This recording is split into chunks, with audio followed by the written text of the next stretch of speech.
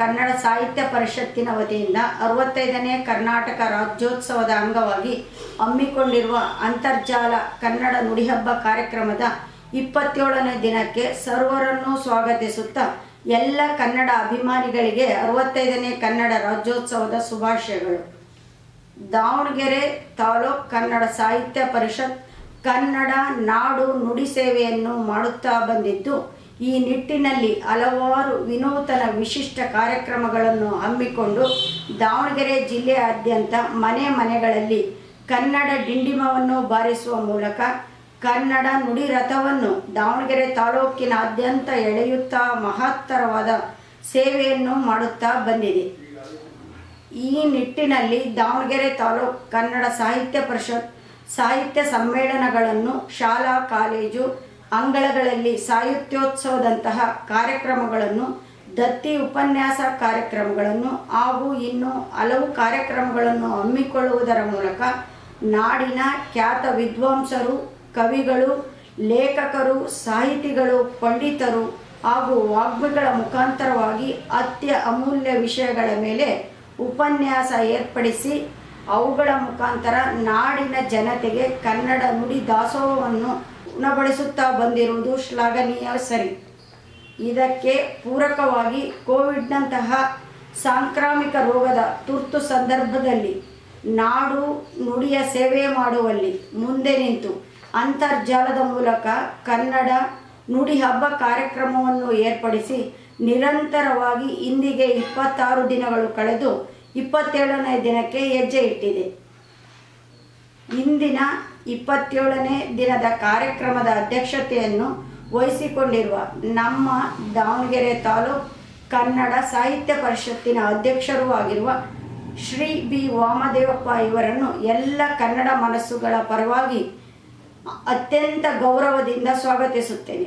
ಕನ್ನಡ ಸಂಸ್ಕೃತಿ ನಮ್ಮ ಹೆಮ್ಮೆ ಎಂಬ ವಿಷಯ ಕುರಿತು ಇಂದಿನ ಉಪನ್ಯಾಸ ನೀಡಲಿರುವ ದಾವಣಗೆರೆ ಸರ್ಕಾರಿ ಪ್ರಥಮ ದರ್ಜೆ ಕಾಲೇಜಿನ ಸಹಾಯಕ ಪ್ರಾಧ್ಯಾಪಕರಾದ ಶ್ರೀಮತಿ ಎಸ್.ಎಂ. ಗೌರಮ್ಮ ಇವರನ್ನು ತಾಲೂಕು ಕನ್ನಡ ಸಾಹಿತ್ಯ ಪರಿಷತ್ತಿನ ಪರವಾಗಿ ಹೃತ್ಪೂರ್ವಕವಾಗಿ ಸ್ವಾಗತಿಸುತ್ತೇನೆ.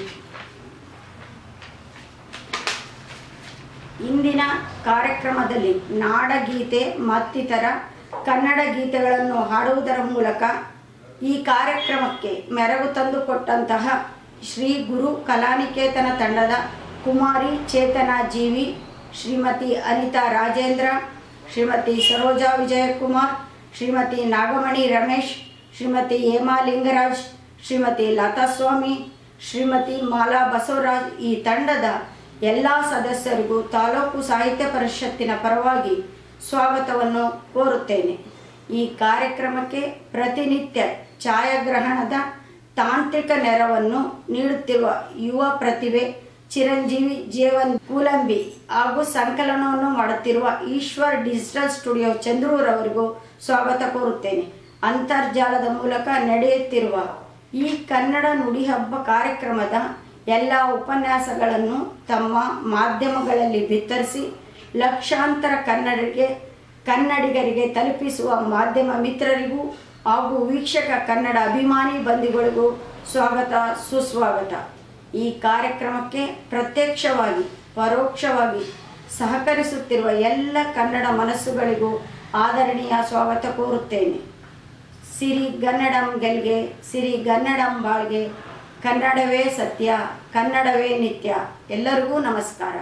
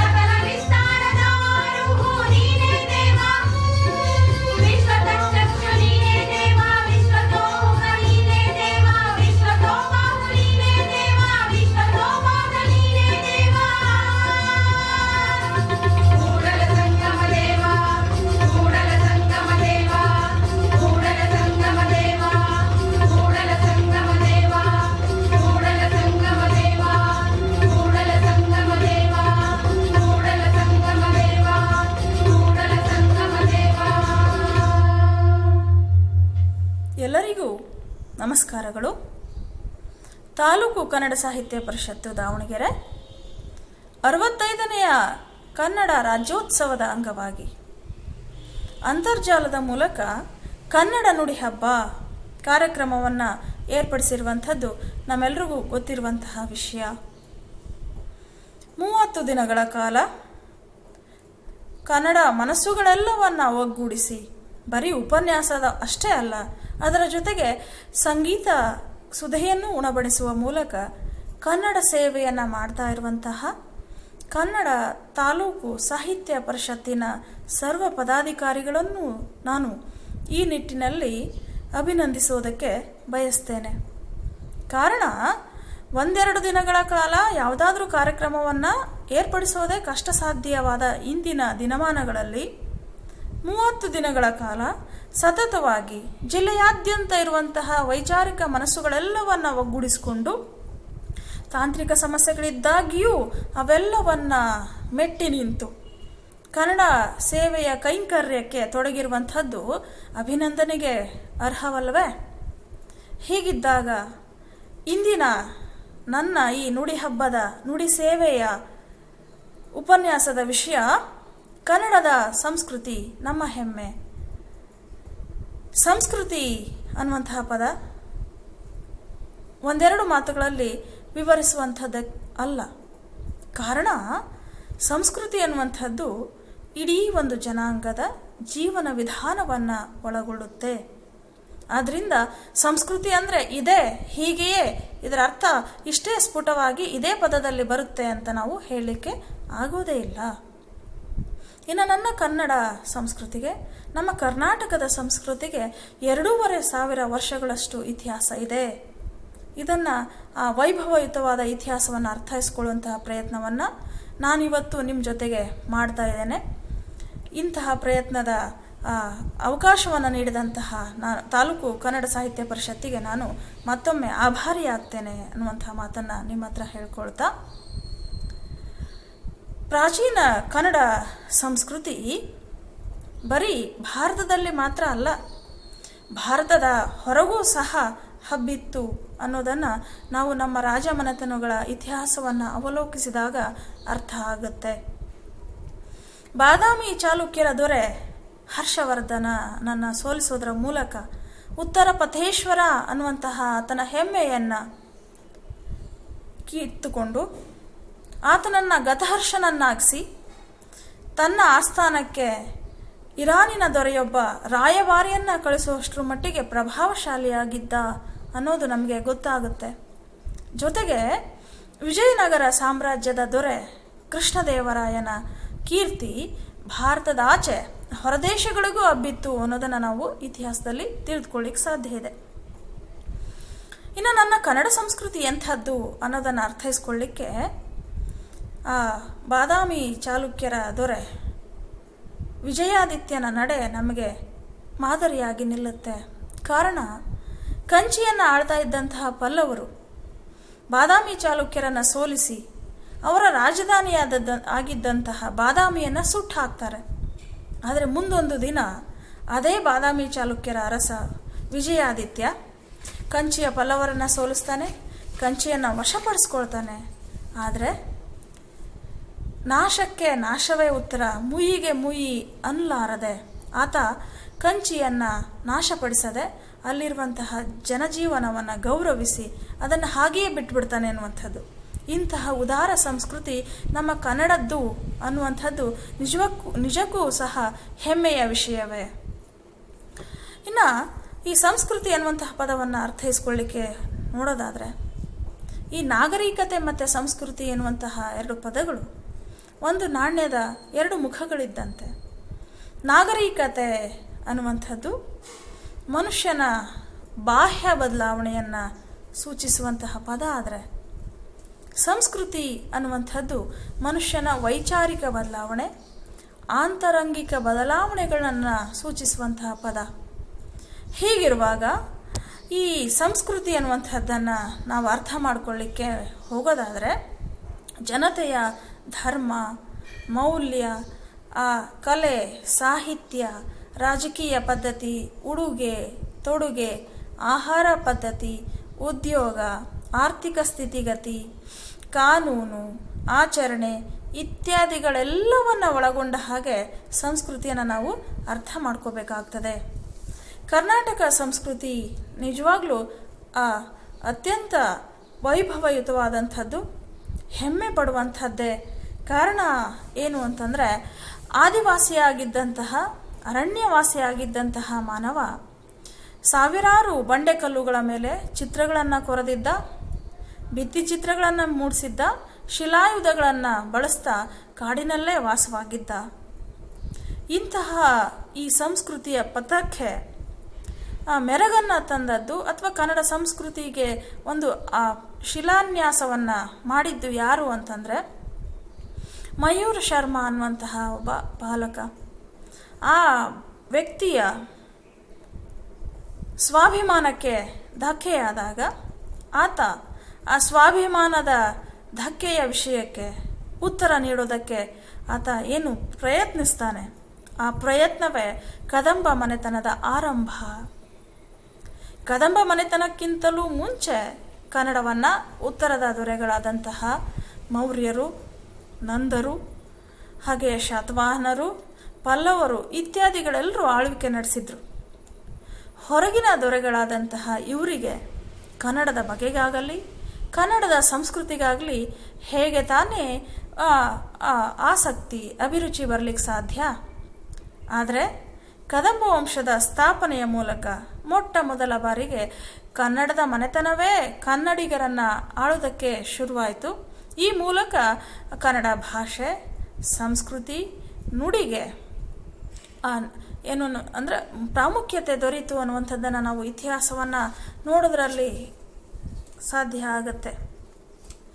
ಇಂತಹ ನನ್ನ ಕನ್ನಡ ಸಂಸ್ಕೃತಿ ಹೇಗಿತ್ತು ಅನ್ನೋದನ್ನು ಅರ್ಥೈಸ್ಕೊಳ್ಳೋದಕ್ಕೆ ನೋಡೋದಾದರೆ, ಕನ್ನಡ ಸಂಸ್ಕೃತಿ ಯಾಕೆ ನಮಗೆ ಹೆಚ್ಚು ಮುಖ್ಯ ಅನಿಸುತ್ತೆ?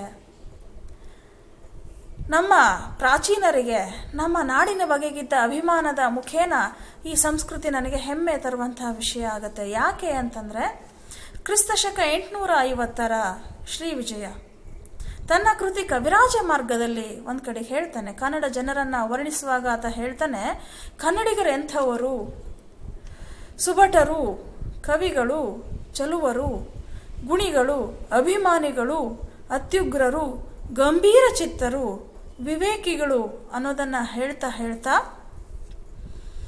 ಕುರಿತೋದದೆಯೂ ಕಾವ್ಯ ಪ್ರಯೋಗ ಪರಿಣಿತ ಮತಿಗಳ್ ಅನ್ನುವಂತಹ ಮಾತನ್ನು ಹೇಳ್ತಾನೆ. ಶ್ರೀ ವಿಜಯನ ಈ ಮಾತುಗಳಲ್ಲಿ ಖಂಡಿತ ಅತಿಶಯೋಕ್ತಿ ಅನ್ನುವಂಥದ್ದೇನಿಲ್ಲ. ಕಾರಣ ಆತ ಹೇಳುವಂತಹ ರೀತಿಯಲ್ಲಿನೇ ನಮ್ಮ ಜನ ಬದುಕಿದ್ರು ಅನ್ನೋದಕ್ಕೆ ನಮಗೆ ಶಾಸನಗಳ ಆಧಾರವೂ ಸಹ ದೊರೆಯುತ್ತೆ. ಬಾದಾಮಿ ಚಾಲುಕ್ಯರ ಕಾಲದ ಕಪ್ಪೆ ಅರಭಟ ಅನ್ನುವಂತಹ ಒಬ್ಬ ವೀರನ ಕುರಿತಾದಂತಹ ಶಾಸನ ಅದು ಹೀಗಿದೆ: ಸಾಧುಗೆ ಸಾಧು, ಮಾಧುರ್ಯಂಗೆ ಮಾಧುರ್ಯನ್, ಭಾದಿಪ್ಪ ಕಲಿಗೆ ಕಲಿ, ಯುಗ ವಿಪರೀತನ್, ಮಾಧವನೀತನ್ ಪೆರನಲ್ಲ. ಕಪ್ಪೆ ಅರಭಟ ಅನ್ನುವಂತಹ ವೀರ ಒಳ್ಳೆಯವರಿಗೆ ಒಳ್ಳೆಯವನು, ಕೆಟ್ಟವರಿಗೆ ಅಷ್ಟೇ ಕೆಟ್ಟವನು ಅನ್ನುವಂಥದ್ದು. ಆದ್ದರಿಂದ ಇಂತಹ ಕನ್ನಡಿಗರ ಶೌರ್ಯವನ್ನು, ಗುಣ ಸ್ವಭಾವಗಳನ್ನು ತಿಳಿಸುವಂತಹ ಶಿಲಾಶಾಸನಗಳು, ಸಾಹಿತ್ಯ ಆಧಾರಗಳು ಕರ್ನಾಟಕದಲ್ಲಿ ಹೇರಳವಾಗಿ ದೊರೆತವೆ. ಇದರಲ್ಲಿ ಯಾವುದೇ ರೀತಿಯ ಅತಿಶಯೋಕ್ತಿ ಇಲ್ಲ. ಇನ್ನು ಅಭಿಮಾನಧನನಾದಂತಹ ಪಂಪ ತನ್ನ ಕಾವ್ಯದಲ್ಲಿ ಹೀಗೆ ಹೇಳ್ತಾನೆ, ಏನಂತ: ಚಾಗದ ಭೋಗದ ಗೇಯದ ಕರದ ಗೊಟ್ಟಿಯ ಲಂಪಿ ನಿಂಪುಗಳಿಗೆ ಆಗರವಾದ ಮಾನಿಸರೇ ಮಾನಿಸರ್. ಅಂಥವರಾಗಿ ನನಗೆ ಹುಟ್ಲಿಕ್ಕೆ ಅವಕಾಶ ಸಿಗದೆ ಹೋದರೆ ಹೇಳ್ತಾನೆ ಆತ ಏನು ಅಂದರೆ, ಮರಿದುಂಬಿಯಾಗಿ ಮೇಣ್ ಕೋಗಿಲೆಯಾಗಿ ಪುಟ್ಟುವುದು ನಂದನದೋಳ್ ಬನವಾಸಿ ದೇಶದೋಳ್. ಆತ ಹೇಳುವಂಥದ್ದು ಏನು ಅಂದರೆ, ಕನ್ನಡ ನಾಡಿನ ಒಂದು ಭಾಗವಾದ ಬನವಾಸಿ ದೇಶದಲ್ಲಿ ಸಂಸ್ಕೃತಿ ಸಂಪನ್ನನಾಗಿ ಗುಣವಂತ ಮನುಷ್ಯನಾಗಿ ನನಗೆ ಹುಟ್ಟಲಿಕ್ಕೆ ಅವಕಾಶ ದೊರೆದೇ ಹೋದರೂ ಸಹ ಅಲ್ಲಿ ನಾನು ಮರಿದುಂಬಿಯಾಗಿ ಆದರೂ ಕೋಗಿಲೆಯಾಗಿ ಆದರೂ ಹುಟ್ಟಲಿಕ್ಕೆ ಬಯಸ್ತೇನೆ ಎನ್ನುವಂಥದ್ದನ್ನು ಹೇಳ್ತಾನೆ. ಇದು ಆ ಪಂಪನ ನಾಡಿನ ಬಗೆಗಿನ ಅಭಿಮಾನ ಅನ್ನೋದನ್ನು ನಾವು ನೋಡ್ತೀವಿ. ಅದರ ಜೊತೆಗೆ ಮತ್ತೊಂದು ಕಡೆಗೆ ತನ್ನ ಕೃತಿಯಲ್ಲಿ ಆತ ಹೇಳ್ತಾನೆ, ಆರಂಕುಶವಿಟ್ಟೊಡಂ ನೆನವುದೆನ್ನ ಮನಂ ಬನವಾಸಿ ದೇಶಮಂ. ನನ್ನ ಮನಕ್ಕೆ ಯಾರಾದರೂ ಅಂಕುಶವನ್ನು ಹಾಕಿ ಅದನ್ನು ತಡೆಯುವಂತಹ ಪ್ರಯತ್ನವನ್ನು ಮಾಡಿದರೂ ಸಹ ನನ್ನ ಮನಸ್ಸು ಅಲ್ಲಿ ನಿಲ್ಲಲಾರದೆ ಅದು ಬನವಾಸಿ ದೇಶದ ಕಡೆಗೆ ವಾಲುತ್ತೆ, ಓಡುತ್ತೆ. ನಾನು ಆ ಬನವಾಸಿ ದೇಶದಲ್ಲಿ ಇರಬಯಸ್ತೇನೆ ಎನ್ನುವಂತಹ ಮಾತನ್ನು ಆತ ಹೇಳ್ತಾನೆ. ಹೀಗಿದ್ದಾಗ 21ನೇ ಶತಮಾನದಲ್ಲಿ ಇವತ್ತು ನಾಡಿನ ವಿಷಯಕ್ಕೆ ಬಂದರೆ, ನುಡಿಯ ವಿಷಯಕ್ಕೆ ಬಂದರೆ, ಗಡಿಯ ವಿಷಯಕ್ಕೆ ಬಂದರೆ ಕನ್ನಡಿಗರಾದಂತಹ ನಮ್ಮ ನಿಲುವುಗಳೇನು, ನಮಗೆ ಕನ್ನಡದ ಬಗೆಗಿರುವ ಆ ಅಭಿಮಾನ ಎಂಥದ್ದು ಅನ್ನೋದರ ಆತ್ಮವಿಮರ್ಶೆಗೆ ಇದು ಸಕಾಲ ಅಂತ ನಾನಾದರೂ ಭಾವಿಸ್ತೇನೆ. ಇನ್ನು ನುಡಿಯ ಅಭಿಮಾನ ನಮ್ಮ ಕನ್ನಡಿಗರಲ್ಲಿ ಹೇಗೆ ವ್ಯಕ್ತವಾಗಿದೆ ಅನ್ನೋದನ್ನು ನಾವು ನೋಡೋದಾದರೆ, ಕನ್ನಡ ಎಂಥ ಭಾಷೆ, ಸುಲಿದ ಬಾಳೆಯ ಹಣ್ಣಿನಂದದಿ, ಸಿಬುರಳಿದ ಕಬ್ಬಿನಂದದಿ, ಉಷ್ಣವಳಿದ ಹಾಲಿನಂದದಿ, ಇಂತಹ ಮಧುರವಾದಂತಹ ಸಮೃದ್ಧವಾದಂತಹ ಭಾಷೆ ಇರುವಾಗ ಸಂಸ್ಕೃತದ ಹಂಗೇಕೆ ಅನ್ನುವಂತಹ ಪ್ರಶ್ನೆ ನಮ್ಮ ಮಹಲಿಂಗರಂಗನದು. ಕನ್ನಡ ನಾಡಿನಲ್ಲೇ ಎಲ್ಲವೂ ಇರುವಾಗ, ಕನ್ನಡ ನುಡಿಯಲ್ಲಿಯೇ ಎಲ್ಲವೂ ಇರುವಾಗ ಪರಭಾಷೆಯ ಹಂಗೇಕೆ ಅನ್ನುವಂಥ ಪ್ರಶ್ನೆ, ಕನ್ನಡ ನುಡಿಯ ಬಗೆಗಿನ ಅಭಿಮಾನವನ್ನು ನಾವಲ್ಲಿ ಕಾಣಲಿಕ್ಕೆ ಸಾಧ್ಯ ಇದೆ. ಇನ್ನು ರಾಷ್ಟ್ರಕವಿ ಕುವೆಂಪು ಮತ್ತೊಂದು ಕಡೆಗೆ ಹೇಳ್ತಾರೆ, ಏನದು ಅಂದರೆ, ಕನ್ನಡಕ್ಕಾಗಿ ಕೈ ಎತ್ತು ನಿನ್ನ ಕೈ ಕಲ್ಪವೃಕ್ಷವಾಗುತ್ತದೆ, ಕನ್ನಡಕ್ಕಾಗಿ ಧ್ವನಿ ಎತ್ತು ನಿನ್ನ ಧ್ವನಿ ಪಾಂಚಜನ್ಯವಾಗುತ್ತದೆ, ಕನ್ನಡಕ್ಕಾಗಿ ಕಿರು ಬೆರಳೆತ್ತು ಗೋವರ್ಧನಗಿರಿಯಾಗುತ್ತದೆ ಅನ್ನುವಂತಹ ಮಾತುಗಳನ್ನು ನಾವು ಕಾಣ್ತೀವಿ. ಆದರೆ ಇವತ್ತು ಕರ್ನಾಟಕದಲ್ಲಿ ವಿಷಾದದ ಸಂಗತಿ ಏನಪ್ಪ ಅಂತಂದರೆ, ಕನ್ನಡ ಶಾಲೆಗಳಲ್ಲಿ ಅಥವಾ ಕರ್ನಾಟಕದ ಶಾಲೆಗಳಲ್ಲಿ ಕನ್ನಡ ಭಾಷೆಯನ್ನು ಇವತ್ತು ನಾವು ಕಡ್ಡಾಯವಾಗಿ ಕಲೀಲೇಬೇಕಿಲ್ಲ ಅನ್ನುವಂತಹ ತೀರ್ಮಾನ ಆಗಲೇ ಹೈಕೋರ್ಟಲ್ಲಿ ಆಗೋಗಿದೆ. ಕನ್ನಡ ಭಾಷೆಯನ್ನು ಆಂಗ್ಲ ಮಾಧ್ಯಮ ಶಾಲೆಗಳಲ್ಲಿ ಬೇಕಾದರೆ ಕಲಿಬಹುದು, ಬೇಡವಾದರೆ ಬಿಟ್ಟುಬಿಡಬಹುದು ಅನ್ನುವಂತಹ ತೀರ್ಮಾನ ನ್ಯಾಯಾಲಯದಲ್ಲಿಯೇ ಆಗಿದೆ. ಈ ತೀರ್ಮಾನಗಳು, ಈ ತರಹದ ವಿಚಾರಗಳು ಇವತ್ತು ನಮ್ಮನ್ನು ಎಚ್ಚರಿಸ್ತಾ ಇದ್ದಾವೆ. ಕನ್ನಡ ಭಾಷೆಗೆ, ಕನ್ನಡ ನುಡಿಗೆ, ಕನ್ನಡ ನಾಡಿಗೆ, ಅದರ ಅಸ್ತಿತ್ವಕ್ಕೆ ಧಕ್ಕೆ ಆಗ್ತಾ ಇದೆ ಅನ್ನುವಂತಹ ವಿಷಯ ನಮ್ಮೆಲ್ರಿಗೂ ಇವತ್ತು ಪಾಠ ಆಗಬೇಕಾಗಿದೆ ಅನ್ನೋದನ್ನು ನಾವು ಅರ್ಥ ಮಾಡ್ಕೋಬೇಕಾಗಿದೆ ಅನ್ನುವಂಥದ್ದು. ನಮ್ಮ ಕನ್ನಡ ಸಂಸ್ಕೃತಿ ಮತ್ತೆ ಯಾಕೆ ನಮಗೆ ಹೆಮ್ಮೆಯ ವಿಷಯ ಆಗುತ್ತೆ ಅನ್ನೋದನ್ನು ನೋಡೋದಾದರೆ, ಧರ್ಮ ಸಹಿಷ್ಣುತೆಗಾಗಿ ಅನ್ನುವಂಥದ್ದನ್ನು ನಾವಿಲ್ಲಿ ನೋಡಬೇಕಾಗತ್ತೆ.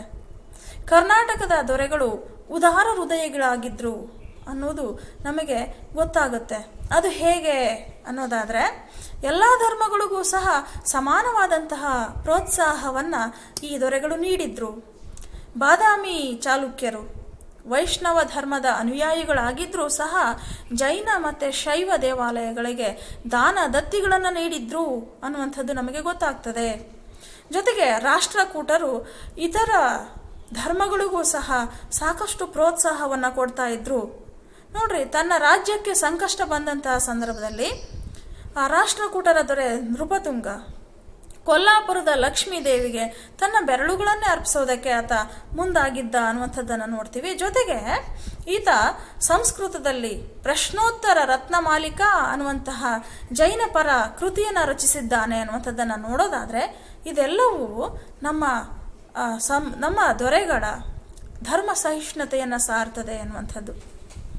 ಗಂಗರ ವೈಯಕ್ತಿಕ ಧರ್ಮ ಜೈನ ಧರ್ಮ ಆಗಿದ್ದರೂ ಸಹ ಅವರು ಹಿಂದೂ ದೇವಸ್ಥಾನಗಳನ್ನು ನಿರ್ಮಿಸಿದ್ದಾರೆ ಅನ್ನುವಂಥದ್ದು.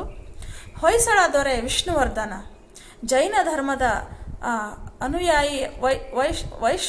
ಹೊಯ್ಸಳ ದೊರೆ ವಿಷ್ಣುವರ್ಧನ ವೈಷ್ಣವ ಧರ್ಮದ ಅನುಯಾಯಿಯಾಗಿದ್ದರೂ ಸಹ ಆತನ ಹೆಂಡತಿ ಶಾಂತಲೆ ಜೈನ ಧರ್ಮದ ಅನುಯಾಯಿಯಾಗಿದ್ಲು. ಶಾಂತಲೆಯ ತಂದೆ ಶೈವ ಧರ್ಮದ ಅನುಯಾಯಿಯಾಗಿದ್ದ ಅನ್ನುವಂಥದ್ದು. ವಿಜಯನಗರದ ದೊರೆಗಳು ಶೈವ, ಬೌದ್ಧ, ಜೈನ, ವೈಷ್ಣವ ಧರ್ಮಗಳಿಗೆ ಸಮಾನವಾದ ಆದ್ಯತೆಯನ್ನು ಕೊಟ್ಟಿದ್ದಷ್ಟೇ ಅಲ್ಲದೆ ಇಸ್ಲಾಂ ಧರ್ಮದ ಕುರಾನ್ ಗ್ರಂಥಕ್ಕೂ ಸಹ ಗೌರವವನ್ನು ಸಲ್ಲಿಸ್ತಾ ಇದ್ರು ಅನ್ನೋದನ್ನು ನಾವು ತಿಳ್ಕೊಳ್ಳೋದಾದರೆ, ನೋಡೋದಾದರೆ ನಮ್ಮ ಕನ್ನಡ ಸಂಸ್ಕೃತಿಯ ಧರ್ಮ ಸಹಿಷ್ಣುತೆ ನಮಗೆ ಕಂಡು ಬರ್ತದೆ ಅನ್ನುವಂಥದ್ದು. ಶ್ರೀ ವಿಜಯ ತನ್ನ ಕವಿರಾಜ ಮಾರ್ಗದಲ್ಲಿ ಹೇಳ್ತಾನೆ. ಅದೇನು ಅಂತಂದರೆ, ಕಸವರಂ ಎಂಬುದು ನೆರೆ ಸೈರಿಸಲ್ ಆರ್ಪೊಡೆ ಪರ ವಿಚಾರಮಂ ಪರಧರ್ಮಮಂ. ಅನ್ಯರ ವಿಚಾರಗಳನ್ನು, ಅನ್ಯರ ಧರ್ಮವನ್ನು ಸಹನೆಯಿಂದ ನೋಡುವಂಥದ್ದೇ, ಸಹಬಾಳ್ವೆಯಿಂದ ಇತರರೊಡನೆ ಬದುಕುವಂಥದ್ದೇ ನಿಜವಾದ ಸಂಪತ್ತು, ಐಶ್ವರ್ಯ, ನಾವು ಗಳಿಸಿದಂತಹ ಸರ್ವ ಸಂಪತ್ತು ಅನ್ನುವಂಥದ್ದನ್ನು ಆತ ಹೇಳೋದನ್ನು ನೋಡೋದಾದರೆ, ಈ ಕೃತಿಯಲ್ಲಿ ನಮಗೆ ಕರ್ನಾಟಕ ಸಂಸ್ಕೃತಿಯ ಮೇಲ್ಪಂಕ್ತಿಯ ಆದರ್ಶ ಸಿಗುತ್ತೆ ಅನ್ನುವಂಥದ್ದು. ಜೊತೆಗೆ ಇದು ನಮ್ಮ ಕನ್ನಡ ಸಂಸ್ಕೃತಿಯ ಸಮನ್ವಯದ ಗುಣ ಅನ್ನೋದನ್ನು ನಾವು ನೋಡ್ತೀವಿ. ವಚನಕಾರ ಬಸವಣ್ಣವರು ದೇವನೊಬ್ಬ ನಾಮ ಹಲವು ಅನ್ನೋದರ ಮೂಲಕ ಆತ ವೈಚಾರಿಕವಾದಂತಹ ನಿಲುವುಗಳನ್ನು ಧರ್ಮದ ಬಗೆಗೆ, ದೇವರ ಬಗೆಗೆ ಸ್ಪಷ್ಟಪಡಿಸ್ತಾನೆ ಅನ್ನುವಂಥದ್ದು. 100 ದೇವರನ್ನೆಲ್ಲ ನೂಕಾಚೆ ದೂರ, ಭಾರತಾಂಬೆಯೇ ದೇವಿ ನಮಗಿಂದು ಪೂಜಿಸುವ ವಾರ. ಕುವೆಂಪು ಅವರ ಈ ಕರೆ ಇವತ್ತಿಗೂ ಸಹ ದೇವರು, ಧರ್ಮದ ಹೆಸರಿನಲ್ಲಿ ನಡೀತಾ ಇರುವಂತಹ ಕಂದಾಚಾರ, ಮೂಢನಂಬಿಕೆಗಳೆಲ್ಲವನ್ನ ಅಲ್ಲಗಳೀತಾ ಇದೆ. ಆದರೆ ನಾಗರಿಕ ಸಮಾಜದಲ್ಲಿ ಇವತ್ತು ನಡೀತಾ ಇರುವಂತಹ ಈ ದುಷ್ಕೃತ್ಯಗಳು ನಮ್ಮನ್ನು ತಲೆ ತಗ್ಗಿಸುವ ಹಾಗೆ ಮಾಡ್ತಾ ಇದ್ದಾವೆ ಅನ್ನುವಂಥದ್ದನ್ನು ನಾವಿಲ್ಲಿ ನೋಡ್ಲಿಕ್ಕೆ ಸಾಧ್ಯ ಇದೆ. ಇಂತಹ ಧರ್ಮ ಸಹಿಷ್ಣುತೆ ನಮ್ಮ ಕನ್ನಡ ಸಂಸ್ಕೃತಿಯ ಹೆಮ್ಮೆ ಅನ್ನುವಂಥದ್ದು ನಿಜಕ್ಕೂ ಅಭಿನಂದನೀಯ ವಿಷಯ. ಇನ್ನು ನಮ್ಮ ಸಂಸ್ಕೃತಿ ನಮಗೆ ಯಾಕೆ ಹೆಚ್ಚು ಮುಖ್ಯ ಅನಿಸುತ್ತೆ? ಸ್ತ್ರೀಯರಿಗೆ ದೊರೆತ ಸಮಾನತೆಯಿಂದ ಅಂತ ನಾನು ಭಾವಿಸ್ತೇನೆ. ವೇದಕಾಲೀನ ಸಮಾಜದಲ್ಲಿ ಮೈತ್ರಿ, ಗಾರ್ಗೇಯಿ ಮೊದಲಾದಂತಹ ಪಂಡಿತೆಯರಿದ್ದರು. ಆದರೆ ಕ್ರಮೇಣ ಮನು ಸಮಾಜದ ಆ ಬೇರುಗಳು ಆಳವಾಗ್ತಾ ಹೋಗಿ ಎಲ್ಲಿ ಸ್ತ್ರೀಯರು ಪೂಜಿಸಲ್ಪಡ್ತಾರೋ ಅಲ್ಲಿ ದೇವತೆಗಳು ನೆಲೆಸ್ತಾರೆ ಅನ್ನುವಂತಹ ಮಾತು ಹೇಳಿದರೂ ಸಹ ನ ಸ್ತ್ರೀ ಸ್ವಾತಂತ್ರ್ಯಂ ಅರ್ಹತಿ, ಯಾವ ಹೆಣ್ಮಗಳು ಸ್ವಾತಂತ್ರ್ಯಕ್ಕೆ ಅರ್ಹಳಲ್ಲ. ಆಕೆ ಬಾಲ್ಯದಲ್ಲಿ ಗಂಡನ ಕೈ ಕೆಳಗೆ, ಬಾಲ್ಯದಲ್ಲಿ ತಂದೆಯ ಕೈ ಕೆಳಗೆ, ಯೌವನದಲ್ಲಿ ಗಂಡನ ಕೈ ಕೆಳಗೆ, ಮುಪ್ಪಿನಲ್ಲಿ ಮಗನ ಕೈ ಕೆಳಗೆ ಇರಬೇಕು ಅನ್ನುವಂತಹ ಮಾತನ್ನು ಹೇಳಿದರು. ಆದರೆ ಇಂತಹ ಸ್ತ್ರೀಯ ಎರಡನೆಯ ದರ್ಜೆಯ ಪ್ರಜೆಯ ಸ್ಥಾನವನ್ನು ಹೋಗಲಾಡಿಸಿ ಹೆಣ್ಣಿಗೂ ಸಹ ಸರ್ವ ಸಮಾನವಾದ ಆದ್ಯತೆಯನ್ನು ನೀಡಿದ್ದು ನಮ್ಮ 12ನೇ ಶತಮಾನದ ವಚನ ಸಂಸ್ಕೃತಿ, ಶರಣ ಸಂಸ್ಕೃತಿ. ಅಕ್ಕ ಮಹಾದೇವಿ ಅಷ್ಟೇ ಅಲ್ಲದೆ ಸಮಾಜದ ಕೆಳಸ್ತರದಲ್ಲಿ ಕೆಲಸ ಮಾಡ್ತಾ ಇದ್ದಂತಹ ಸೂಳೆ ಸಂಕವ್ಯ ಆಗಿರಬಹುದು, ಕದರೆ ರೆಮ್ಮೆವ್ವೆ ಆಗಿರಬಹುದು, ನೋಡ್ರಿ ಆಯ್ದಕ್ಕಿ ಲಕ್ಕಮ್ಮ ಆಗಿರಬಹುದು, ಈ ತರಹದ ಅನೇಕ ಜನ ಹೆಣ್ಮಕ್ಕಳಿಗೆ ಅನುಭವ ಮಂಟಪದಂತಹ ವೈಚಾರಿಕ ಸ್ಥಳದಲ್ಲಿ ಜಾಗ ಸಿಕ್ಕಿದ್ದು ಯಾವ ಸಂದರ್ಭದಲ್ಲಿ ಅನ್ನೋದನ್ನು ನೋಡೋದಾದರೆ ಅದು ವಚನ ಸಂಸ್ಕೃತಿಯ ಸಂದರ್ಭದಲ್ಲಿ.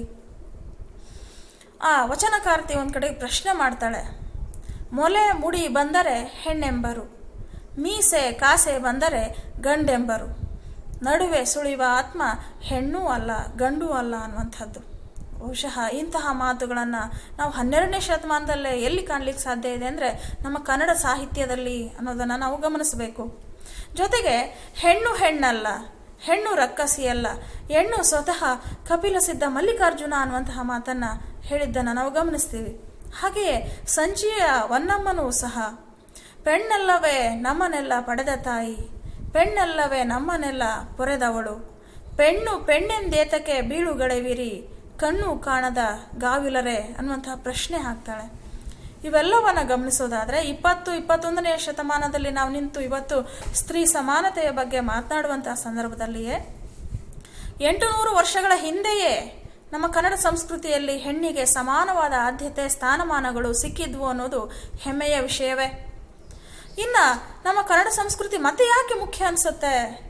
ಅದಕ್ಕಿರುವಂತಹ ಸಾಮಾಜಿಕ ಬದ್ಧತೆ, ಅದಕ್ಕಿರುವಂತಹ ಸಾಮಾಜಿಕ ಕಾಳಜಿಯ ಕಾರಣಕ್ಕೆ ಅಂತ ನಾನು ಭಾವಿಸ್ತೇನೆ. ಕಾರಣ ನೋಡ್ರಿ, ರಾಜಾಶ್ರಯವನ್ನು ಧಿಕ್ಕರಿಸಿ ವ್ಯಕ್ತಿ ಸ್ವಾತಂತ್ರ್ಯವನ್ನು ಎತ್ತಿ ಹಿಡಿದು ಆ ವ್ಯಕ್ತಿ ಸ್ವಾತಂತ್ರ್ಯಕ್ಕೆ ಪ್ರಾಮುಖ್ಯತೆಯನ್ನು ಕೊಟ್ಟಿದ್ದು ನಮ್ಮ ಕನ್ನಡ ಸಂಸ್ಕೃತಿ ಅನ್ನುವಂಥದ್ದನ್ನು ನೋಡ್ತೀವಿ. ಕಾಸಿ ಕಮ್ಮಾರನಾದ, ಬೀಸಿ ಮಡಿವಾಳನಾದ, ಹಾಸನಿಕ್ಕಿ ಸಾಲಿಗನಾದ, ವೇದವನೋದಿ ಹಾರುವನಾದ ಅನ್ನುವಂತಹ ಮಾತನ್ನು ಹೇಳೋದ್ರ ಮೂಲಕ ಜಾತಿ ಪದ್ಧತಿಯ ಬೇರುಗಳನ್ನು ಕಿತ್ತೊಗೆದು ಮನುಷ್ಯನಿಗೆ ಜಾತಿ ಅನ್ನುವಂಥದ್ದು ಹುಟ್ಟಿನಿಂದ ಬರುವಂಥದ್ದಲ್ಲ, ಆತ ಮಾಡಿದ ವೃತ್ತಿಯಿಂದ ಬಂದದ್ದು ಅನ್ನೋದನ್ನು ಹೇಳೋದ್ರ ಮೂಲಕ ಇಡೀ ಜಾತಿ ಪದ್ಧತಿಯ ಬೇರನ್ನೇ ಅಲುಗಾಡಿಸಿದ್ದು ನಮ್ಮ ಸಮಾಜದಲ್ಲಿ, ಅದರಲ್ಲೂ ವಚನಕಾರರು ಅನ್ನುವಂಥದ್ದನ್ನು ನೋಡ್ತೀವಿ. ಜೊತೆಗೆ ಅವ್ರು ಹೇಳ್ತಾರೆ ಯಾರು ಕೆಟ್ಟವರು, ಯಾರು ಎಂಥವರು ಅನ್ನೋದನ್ನು ವ್ಯಾಖ್ಯಾನಿಸುವಾಗ, ಕೊಲ್ಲುವವನೇ ಮಾದಿಗ, ಹೊಲಸು ತಿಂಬುವವನೇ ಹೊಲೆಯ.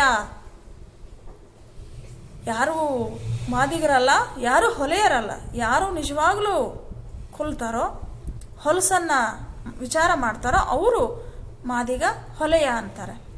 ಹುಸಿವವನೇ ಹೊಲೆಯ ಅಂತ ರಾಘವಾಂಕ ಹೇಳಿದರೆ, ಕನಕದಾಸರು ಭತ್ತ ಮತ್ತು ರಾಗಿಗಳ ಸಂಘರ್ಷವನ್ನು ಸಾಂಕೇತಿಕವಾಗಿ ಹೇಳೋದ್ರ ಮೂಲಕ ಸಾಮಾಜಿಕ ಚಾಟಿ ಏಟನ್ನು ಬೀಸ್ತಾರೆ ಅನ್ನುವಂಥದ್ದು. ಪುರಂದರದಾಸರು ಹೊಲೆಯ ಊರ ಹೊರಗಿಲ್ಲ, ಊರ ಒಳಗೆಯೂ ಇರ್ಲಿಕ್ಕೆ ಸಾಧ್ಯ ಇದೆ ಅನ್ನೋದನ್ನು ಹೇಳೋದ್ರ ಮೂಲಕ ವಂಚನೆ ಮಾಡುವವ ಹೊಲೆಯ, ನೋಡ್ರಿ ಆತ ದಾರಿಗೆ ಮುಳ್ಳು ಹಚ್ಚುವವ ಹೊಲೆಯ ಅನ್ನುವಂತಹ ಮಾತುಗಳನ್ನು ಹೇಳೋದ್ರ ಮೂಲಕ ಈ ಹೊಲೆತನಕ್ಕೆ ಹೊಸ ವ್ಯಾಖ್ಯಾನವನ್ನು ನೀಡ್ತಾರೆ ಅನ್ನೋದನ್ನು ನೋಡ್ತೀವಿ. ವರ್ಗ, ವರ್ಣ, ಲಿಂಗಭೇದ ಈ ಮೊದಲಾದ ಸಾಮಾಜಿಕ ಅನಿಷ್ಟಗಳ ವಿರುದ್ಧ ಸಿಡಿದೆದ್ದು, ನೋಡ್ರಿ ಆ ಧರ್ಮ ರಾಜಾಶ್ರಯದಲ್ಲಿಯೇ ಇದ್ದಂತಹ ಸಾಹಿತ್ಯ ಪಥವನ್ನು ಜನಸಾಮಾನ್ಯರೆಡೆಗೆ ತಿರುಗಿಸಿ, ಜನಸಾಮಾನ್ಯನ ಜೀವನ, ಆತನ ದೈನಂದಿನ ಬದುಕು, ಭಾಷೆ, ಭಾವನೆಗಳಿಗೆ ಎಡೆ ಕೊಟ್ಟಿದ್ದು ನಮ್ಮ ಶರಣ ಸಂಸ್ಕೃತಿ ಅನ್ನೋದು ನಾವು ಇವತ್ತು ಅರ್ಥ ಮಾಡ್ಕೋಬೇಕಾದಂತಹ ಅಂಶ. ಪಂಪ ತನ್ನ ಕೃತಿಯಲ್ಲಿ, ಅದರಲ್ಲೂ ಆ ಪಾಂಡವ ಮತ್ತು ಕೌರವರಿಗೆ ಕುರುಕ್ಷೇತ್ರ ಯುದ್ಧ ನಿರ್ಧಾರಿತವಾದಂತಹ ಸಂದರ್ಭದಲ್ಲಿ ದ್ರೋಣಾಚಾರ್ಯರು ಕರ್ಣನಿಗೆ ಕುಲವಂ ನಾಲಿಗೆ ನುಡಿಯಿತು ಅನ್ನುವಂತಹ ಮಾತನ್ನು ಹೇಳ್ತಾರೆ. ಆದರೆ ಅಲ್ಲಿ ಕರ್ಣನ ಉತ್ತರವನ್ನು ನಾವು ಇವತ್ತಿಗೂ ಕೂಡ ನೆನಪಿಸ್ಕೋಬೇಕಾಗ್ತದೆ. ಕರ್ಣ ಹೇಳ್ತಾನೆ, ಕುಲಂ ಕುಲಂ ಅಲ್ತು, ಛಲಂ ಕುಲಂ, ಗುಣಂ ಕುಲಂ, ಅಭಿಮಾನಂ ಒಂದೇ ಕುಲಂ. ವ್ಯಕ್ತಿಯ ಕುಲ, ಜಾತಿ ನಿಜವಾದ ಕುಲ ಅಲ್ಲ, ನಿಜವಾದ ಮಾನದಂಡ ಅಲ್ಲ. ಆತನ ಛಲ, ಆತನ ಗುಣ, ಆತನ ಅಭಿಮಾನಗಳೇ ನಿಜವಾದ ಕುಲ ಅನ್ನುವಂತಹ ಮಾತುಗಳನ್ನು ಹೇಳೋದ್ರ ಮೂಲಕ ಆ ಹೊಸ ವ್ಯಾಖ್ಯಾನವನ್ನು ಬರೆಯುವಂಥದ್ದು ನಮ್ಮ ಕನ್ನಡ ಸಂಸ್ಕೃತಿ ಅನ್ನುವಂಥದ್ದು. ಮತ್ತೆ ನಮ್ಮ ಕನ್ನಡ ಸಂಸ್ಕೃತಿ ಯಾಕೆ ಹೆಮ್ಮೆಯ ವಿಷಯ ಆಗುತ್ತೆ? ದಕ್ಷಿಣ ಭಾರತದ ಸಂಗೀತ ಪದ್ಧತಿ ಆಗಿರುವಂತಹ ಕರ್ನಾಟಕ ಸಂಗೀತ ಪರಂಪರೆ ಹುಟ್ಟಿ ಬೆಳೆದದ್ದು ನಮ್ಮ ಕನ್ನಡ ನಾಡಿನಲ್ಲಿ ಎನ್ನುವಂಥದ್ದು.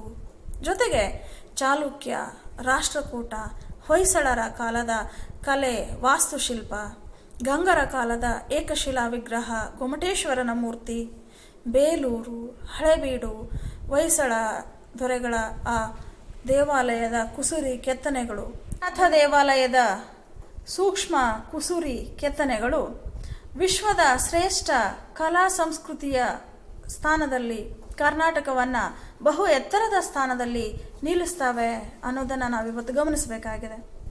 ಕರ್ನಾಟಕ ಶೂರರ, ಉದಾರಿಗಳ ನಾಡಾಗಿತ್ತು ಅನ್ನೋದನ್ನು ನಾವು ಈಗಾಗಲೇ ಬಾದಾಮಿ ಚಾಲುಕ್ಯರ ಕಾಲದ ಆ ಕಪೇರ ಭಟನ ಶಾಸನದ ಮೂಲಕ ತಿಳ್ಕೊಂಡಾಗಿದೆ. 17ನೇ ಶತಮಾನದ ಕವಿ ಗೋವಿಂದ ವೈದ್ಯ ತನ್ನ ಕಂಠೀರವ ನರಸಿಂಹರಾಜ ವಿಜಯದಲ್ಲಿ ಕನ್ನಡ ನಾಡನ್ನು ವರ್ಣಿಸುವ ಸಂದರ್ಭದಲ್ಲಿ ಜಾತಿ ಸಂಕರವಿಲ್ಲ, ಜಡ ದೇಹಿಗಳಿಲ್ಲ, ನೀತಿಹೀನರು, ಚೋರರಿಲ್ಲ, ಘಾತುಕರಿಲ್ಲ, ದುರ್ಜನರಿಲ್ಲ, ಕರ್ನಾಟಕದ ರೀತಿಯನ್ನು ಎಂತು ಬಣ್ಣಿಪೆನು ಎಂತಾನೆ. ಇಂತಹ ಸಮೃದ್ಧ, ಶ್ರೀಮಂತ, ಸಂಪನ್ನ ಸಂಸ್ಕೃತಿಯ ವಾರಸುದಾರರಾಗಿರುವಂತಹ ನಾವು ಇವತ್ತು ಕನ್ನಡದ ಅಭಿಮಾನವನ್ನು ಬರೀ ಬಾಯಿ ಮಾತುಗಳ ಮೂಲಕ, ಉಪನ್ಯಾಸದ ಮೂಲಕ ಹೇಳೋದಷ್ಟೇ ಅಲ್ಲ, ಅದನ್ನು ನಿಜವಾಗ್ಲೂ ನಮ್ಮ ಜೀವನದಲ್ಲಿ ಅಳವಡಿಸಿಕೊಳ್ಳೋದ್ರ ಮೂಲಕ ನಾವಿವತ್ತು ನಮ್ಮ ನುಡಿಗೆ, ನಮ್ಮ ನಾಡಿಗೆ ಗೌರವವನ್ನು ಅರ್ಪಿಸಬೇಕಾದಂತಹ ಅಗತ್ಯ ಇದೆ. ಇಂತಹ ಅನೇಕ ವಿಷಯಗಳು ನಮ್ಮ ಸಂಸ್ಕೃತಿಯಲ್ಲಿ ಇನ್ನೂ ಹುದುಗಿ ಹೋಗಿದ್ದಾವೆ.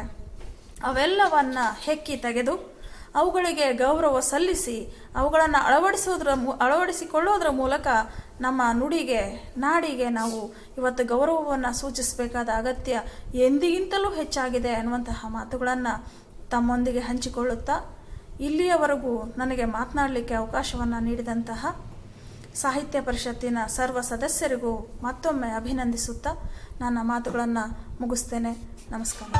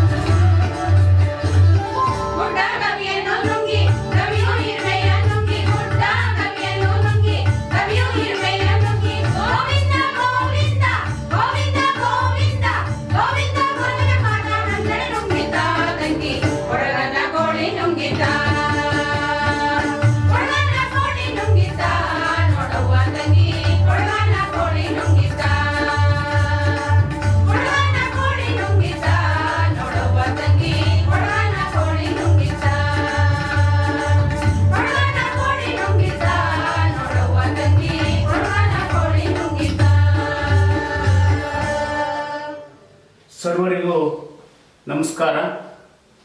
ಇಂದು 27ನೇ ಕಾರ್ಯಕ್ರಮದ 4 ಅಧ್ಯಕ್ಷೀಯ ನುಡಿಗಳು. ನಮ್ಮ ದಾವಣಗೆರೆ ನಗರದ ಹೆಸರಾಂತ ಕನ್ನಡ ಪರ ಚಿಂತಕರು ಮತ್ತು ಸಹಾಯಕ ಪ್ರಾಧ್ಯಾಪಕರು, ನಮ್ಮ ದಾವಣಗೆರೆ ನಗರದ ಪ್ರಥಮ ದರ್ಜೆ ಕಾಲೇಜಿನಲ್ಲಿ ಸೇವೆ ಸಲ್ಲಿಸುತ್ತಿರುವಂಥ ಸರ್ಕಾರಿ ಕಾಲೇಜಿನಲ್ಲಿ ಸೇವೆ ಸಲ್ಲಿಸುತ್ತಿರುವಂಥ ಶ್ರೀಮತಿ SM ಗೌರಮ್ಮ ಅವರು ಕನ್ನಡ ಸಂಸ್ಕೃತಿ ನಮ್ಮ ಹೆಮ್ಮೆ ಅನ್ನುವಂಥ ವಿಚಾರವನ್ನು ಅತ್ಯಂತ ಅರ್ಥಪೂರ್ಣವಾಗಿ ತಮ್ಮದೇ ಆದಂಥ ಮಾತುಗಳಲ್ಲಿ ಹೇಳಿ ನಿಮ್ಮೆಲ್ಲರಿಗೂ ಅತ್ಯಂತ ಮನೋಜ್ಞವಾಗಿ ಉಣಬಡಿಸಿದ್ದಾರೆ ಅಂತೇಳಿ ಅವರನ್ನು ಗೌರವಿಸ್ತಾ, ಅಂತೆಯೇ ಇವತ್ತಿನ ನಾಡಗೀತೆ ಮತ್ತು ಕನ್ನಡ ಪರ ಗೀತೆಗಳನ್ನು ಹಾಡಿದಂಥ ನಮ್ಮ ದಾವಣಗೆರೆ ನಗರದ ಹೆಮ್ಮೆಯ ಕಲಾವಿದರಾಗಿರುವಂಥ ಶ್ರೀ ಗುರು ಕಲಾನಿಕೇತನದ ಎಲ್ಲ ಮಹಿಳಾ ಸದಸ್ಯನಿಯರಿಗೆ ಹಾಗೂ ನಿಮ್ಮೆಲ್ಲರಿಗೂ ಸ್ವಾಗತವನ್ನು ಬಯಸಿದಂಥ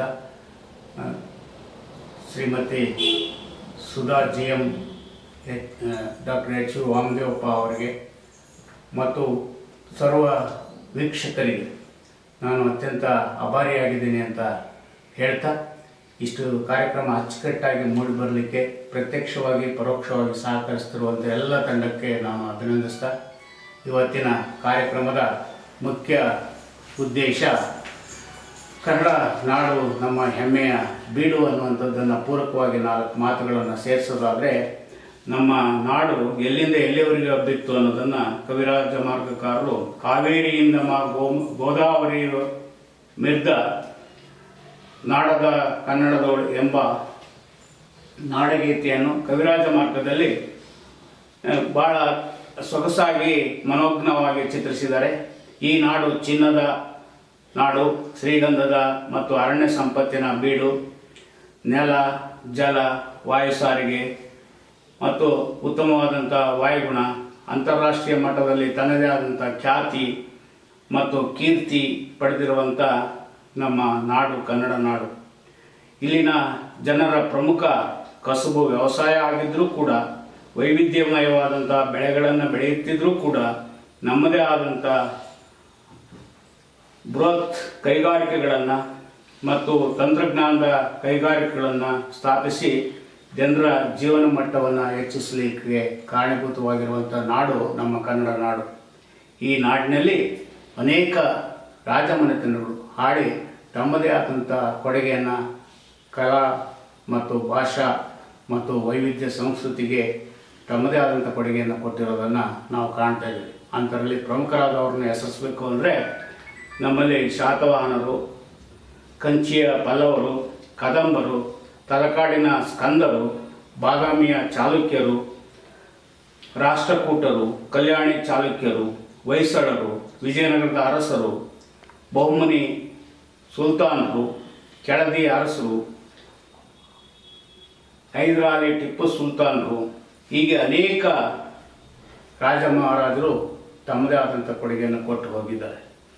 ಅವರಲ್ಲದೆ ನಮ್ಮ ನಾಡಿಗೆ ಅನೇಕ ಜನ ಭೇಟಿ ಕೊಟ್ಟು ನಮ್ಮ ನಾಡಿನ ಹೆಮ್ಮೆಯ ಕನ್ನಡದ ಬಗ್ಗೆ ವರ್ಣನೆ ಮಾಡಿದ್ದಾರೆ. ಏನು ಇಟಲಿ ದೇಶದಿಂದ ಬಂದಂಥ ನಿಕೋಲ್ ಕಂಟಿ ಇರ್ಬೋದು, ಪರ್ಷಿಯಾದಿಂದ ಬಂದಂಥ ಪಯಾಸ್ ಇರ್ಬೋದು, ಆಮೇಲೆ ಅಬ್ದುಲ್ ರಜಾಕ್ ಅಂತವ್ರು ಇರ್ಬೋದು, ಆಮೇಲೆ ಚೀನಾದ ಯಾತ್ರಿಕರು ಬಂದಂಥವರು, ಅವರೆಲ್ಲ ಟಿಪ್ಪಣಿಯನ್ನು ಬರೆದಿಟ್ಟು ಹೋಗಿದ್ದಾರೆ. ನಮ್ಮ ವಿಜಯನಗರದ ಸಾಮ್ರಾಜ್ಯವನ್ನು, ಇಂಥ ಸಾಮ್ರಾಜ್ಯವನ್ನು ನಾವು ಹಿಂದೆಂದೂ ನೋಡಿಲ್ಲ, ಮುಂದೆ ನೋಡಲಿಕ್ಕೂ ಸಾಧ್ಯ ಇಲ್ಲ ಅನ್ನುವಂಥ ಮಾತನ್ನು ತಮ್ಮದೇ ಆದಂಥ ಟಿಪ್ಪಣಿಗಳು ಇವತ್ತಿಗೂ ನಮ್ಮಲ್ಲಿ ದಾಖಲೆಯಾಗಿ ಉಳಿದಿವೆ. ಇಂಥ ಸಮೃದ್ಧವಾದಂಥ ಕನ್ನಡದ ನಾಡು, 2500 ವರ್ಷಗಳ ಇತಿಹಾಸವಿರುವಂಥ, ಶಾಸ್ತ್ರೀಯ ಭಾಷೆಯನ್ನು ಹೊಂದಿರುವಂಥ ನಮ್ಮದೇ ಆದಂಥ ನಾಡನ್ನು ಅನೇಕ 10 ಭಾಷೆಗಳಲ್ಲಿ ನಮ್ಮ ಕನ್ನಡ ಭಾಷೆ ಒಂದು ಅನ್ನುವಂಥ ಪ್ರತೀತಿ ಇದ್ದರೂ ಕೂಡ, ಬಹುಭಾಷಾ ತಜ್ಞರಾಗಿರುವಂಥ ಮತ್ತು 19ನೇ ಶತಮಾನದಲ್ಲಿ ನಮ್ಮ ಭೂದಾನ ಚಳವಳಿಯ ನಾಯಕರೂ ಆಗಿದ್ದಂತಹ ಶ್ರೀಯುತ ವಿನೋಬಾ ಭಾವೆ ಅವರು ನಮ್ಮ ಕನ್ನಡ ಭಾಷೆಯ ಬಗ್ಗೆ ಅತ್ಯುತ್ತಮವಾದ ಮಾತುಗಳನ್ನು ಅಂದೇ ಆಡಿ ಹೋಗಿದ್ದಾರೆ. ಇವತ್ತು ವಿಶ್ವದ ಎಲ್ಲ ಭಾಷೆಗಳಿಗೆ ರಾಣಿಯಂತೆ ಕಂಗೊಳಿಸುವಂಥ ಏಕೈಕ ಭಾಷೆ ಅದು ಕನ್ನಡ. 8 ಜ್ಞಾನಪೀಠ ಪ್ರಶಸ್ತಿಗಳನ್ನು ಹೊಂದಿರುವಂಥ ನಮ್ಮ ಹೆಮ್ಮೆ ನಾಡು. ನಮ್ಮ ಏನು ಆದಿಕವಿ ಪಂಪರವರು ಹೇಳಿರುವಂತೆ, ಮತ್ತೊಂದು ಜನ್ಮ ಏನಾದರೂ ಎತ್ತಿ ಬಂದರೆ, ಏನು ಬನವಾಸಿ ನಾಡಿನಲ್ಲಿ ಬದುಕಿದಂಥ ಚಿತ್ರಣವನ್ನು ನೋಡಿದಂಥ ಏನು ಪಂಪರವರು ಹೇಳಿದಂತೆ, ಮತ್ತೊಂದು ಜನ್ಮ ಏನಾದರೂ ಎತ್ತಿ ಬಂದರೆ ನಾನು ಈ ಕನ್ನಡ ನಾಡಿನಲ್ಲೇ ಗಿಳೆಕೋಗಿಲ್ಗಳಾಗಿಯೋ ಮರಿದುಂಬಿಗಳಾಗಿಯೋ ನಾನು ಜನಿಸುವಂಥ ಅವಕಾಶವನ್ನು ಮಾಡಿಕೊಡುವಂಥ ಪ್ರಾರ್ಥನೆಯನ್ನು ಸಲ್ಲಿಸಿರೋದು ನೋಡಿದರೆ, ನಾವು ಇಂಥ ಕನ್ನಡಿಗರಾಗಿ ಹುಟ್ಟಿರೋದೇ ನಮ್ಮ ಹೆಮ್ಮೆ ಅಂತ ಹೇಳ್ತಾ, ಇವತ್ತಿನ ಎಲ್ಲ ಕಾರ್ಯಕ್ರಮಗಳಿಗೆ ಅತ್ಯಂತ ಯಶಸ್ವಿಯಾಗಿ ಬಂದಿದ್ದಾವೆ ಅಂತೇಳಿ ನಾನಾದರೂ ಭಾವಿಸ್ಕೊಂಡು ನಿಮ್ಮ ಎಲ್ಲ ಪ್ರೇಕ್ಷಕ ಸಹೃದಯರಿಗೆ ಮತ್ತೊಮ್ಮೆ ಧನ್ಯವಾದಗಳನ್ನು ಅರ್ಪಿಸ್ತಾ, ಈ ಶ್ರಮಕ್ಕಾಗಿ ನಮ್ಮ ಈಶ್ವರ್ ಡಿಜಿಟಲ್ ಸ್ಟುಡಿಯೋದ ಚಂದ್ರು ಅವರು ಮತ್ತು ಅವರ ಜೊತೆಗಿರುವಂಥ ಮಂಜು ಅವರು ಮತ್ತು ಜೀವನ್ JC ಕೂಲಂಬಿ ಅವರು, ಮನೋಜ್ ಬಾವಿ ಅವರು ಮತ್ತು ಜಗದೀಶ್ GC ಕೂಲಂಬಿ, ಇವರ ಪಾತ್ರ ಭಾಳ ದೊಡ್ಡದಾಗಿ ಇದೆ ಅಂತ ಹೇಳ್ತಾ, ಸುಮಾರು 7 ರಿಂದ 8 ತಂಡಗಳು ನಮ್ಮ ಪ್ರತಿನಿತ್ಯದ ಕಾರ್ಯಕ್ರಮಗಳ ಸಂಗೀತ ಸುಧೆಯನ್ನು ಉಳಿಸುವಲ್ಲಿ ಅವರೆಲ್ಲರೂ ಪೂರಕವಾಗಿ ಈ ಕಾರ್ಯಕ್ರಮ ಹೆಚ್ಚು ಮೆರಗನ್ನು, ಹೆಚ್ಚು ಅರ್ಥಪೂರ್ಣತೆಯನ್ನು ಕೊಡುವಲ್ಲಿ ಮತ್ತು ಇವತ್ತು ಏನು 27 ದಿನಗಳ ಉಪನ್ಯಾಸ ನೀಡುವಲ್ಲಿ, ತಮ್ಮದೇ ಆದಂಥ ವಿಷಯಗಳ ಬಗ್ಗೆ ಅರ್ಥಪೂರ್ಣವಾದ ಉಪನ್ಯಾಸ ನೀಡುವಲ್ಲಿ ಅತ್ಯಂತ ಕಾರಣೀಭೂತರಾಗಿದ್ದಾರೆ ಆ ಯಶಸ್ಸಿಗೆ ಅಂತ ಹೇಳ್ತಾ, ಅವರೆಲ್ಲರನ್ನು ಹೃದಯಪೂರ್ವಕವಾಗಿ ದಾವಣಗೆರೆ ತಾಲೂಕು ಕನ್ನಡ ಸಾಹಿತ್ಯ ಪರಿಷತ್ ಪರವಾಗಿ ಸ್ಮರಿಸ್ತಾ, ನನ್ನ ಮಾತಿಗೆ ವಿರಾಮ ಬಯಸ್ತೇನೆ. ತಮ್ಮೆಲ್ಲರಿಗೂ ಮತ್ತೊಮ್ಮೆ ನಮಸ್ಕಾರಗಳು. ಸಿರಿಗ ನಮ್ಮ ಗೆಲಿಗೆ, ಸಿರಿಗ ನಮ್ಮ ಬಾಳಿಗೆ ಶುಭ.